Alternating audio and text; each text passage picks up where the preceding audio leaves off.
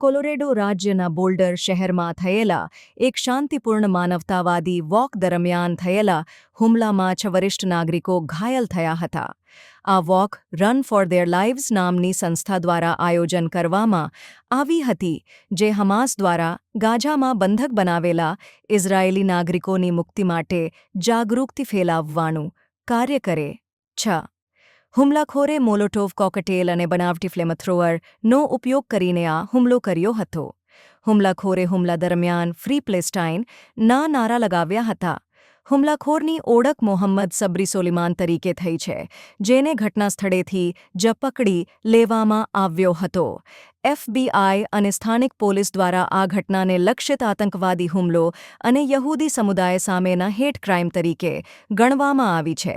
આ હુમલામાં ઘાયલ થયેલા લોકોની ઉંમર 67 થી 88 વર્ષની વચ્ચે છે, જેમાંથી એકની સ્થિતિ ગંભીર છે.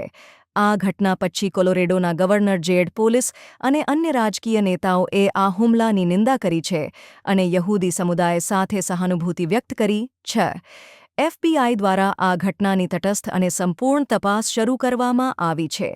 આ હુમલાને કારણે અમેરિકામાં યહૂદી સમુદાય સામે વધતા હેટ ક્રાઇમ્સ અને રાજકીય ધ્રુવીકરણ બાબત ચિંતા વધી છે. રન ફોર ધેર લાઇવ્સ સંસ્થાના આયોજકો દ્વારા જણાવવામાં આવ્યું છે કે આ વોક કોઈ રાજકીય પ્રદર્શન નથી, પણ માનવતાવાદી પ્રયાસ હતો.